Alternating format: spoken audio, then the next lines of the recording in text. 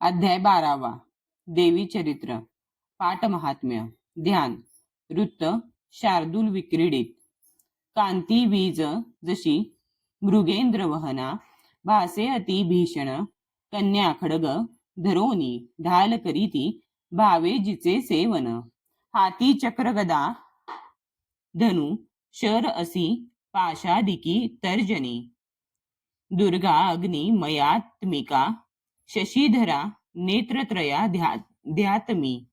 ओम देवी उवाच. छंद अनुष्टुप. प्रतिदिनी जो एकाग्र स्तोत्र हे गात राहील निश्चये सकळ बाधा नाशुनी राही तो सुखी.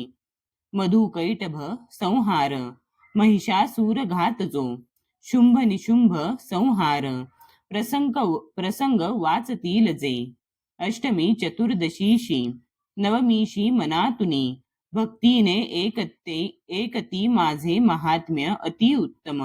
तयाशी पाप स्पर्शेना आपत्ती राहीना कुणी. दारिद्र्य पीडी ना त्यांना न होती दूर प्रेमळ. शत्रूचे न भय राहे भय राजा न डाकूचे. अस्त्राग्नी जलराशीचे भय किंचित राहीना. म्हणोनी महात्म्य माझे वाचा वेचित्त देऊनी. एकता भक्तीने याला हितकारक हे जना. त्रिविध उत्पात जे का महामारी भयप्रदा. महात्म्य वाचता माझे शांती होईल आपदा. मंदिरी सविधा नित्य माझे महात्म्य ज्या स्थळी. सन्निधान तिथे माझे तेथोनी नच जाई मी. बलिदान पूजा होम महोत्सव प्रसंगी हे.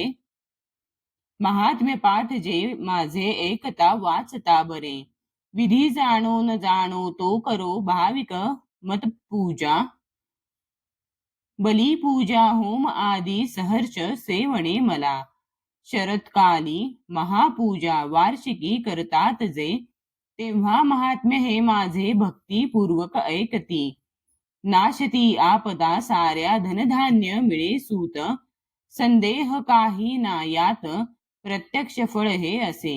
महात्म्य ऐकता माझे कथा उत्पत्तीच्या शुभ.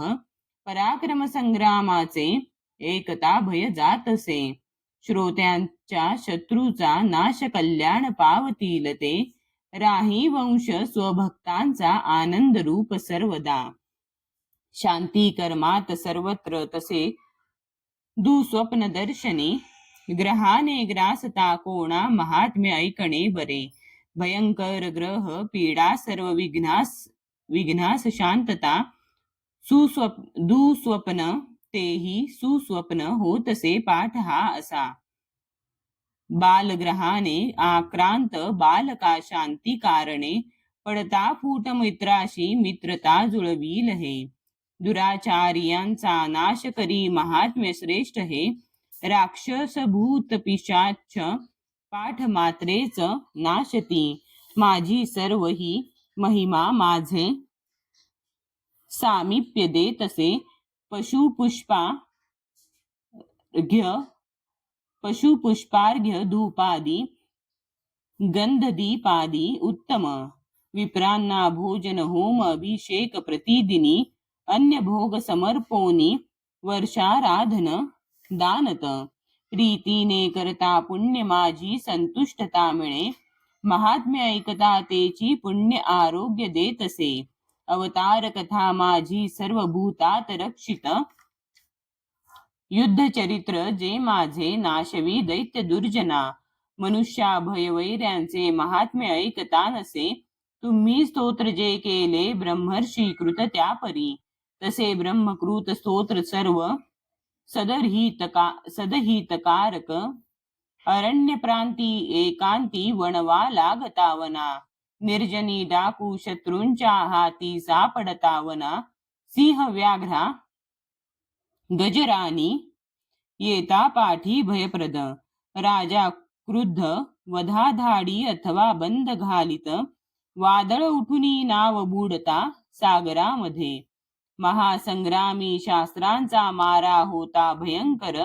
वेदना भीषण बाधा होती जेव्हा उपस्थित. आठवी जो कथा माझी विघ्न बाधा नव्हे तया. मतप्रभावे सिंहादी डाकू वैऱ्यांची यामध्ये.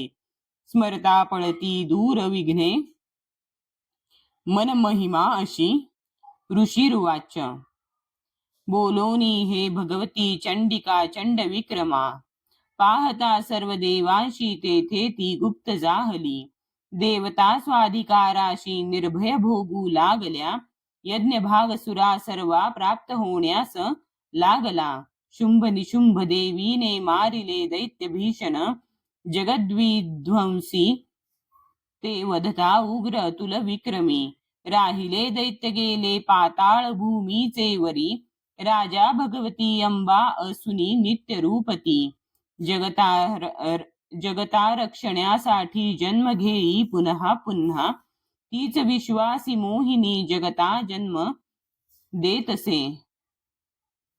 प्रार्थिता तुष्ट होऊनी वृद्धी विज्ञान दान दे. भूपाळाती महाकाली ब्रह्मांडी व्यापली असे. प्रलयांती महामारी रूप धारण जी करी. समयी साथ होते जी जन्मा सृष्टी रूपती. सनातनी तीच देवी समयी सर्वास रक्षित.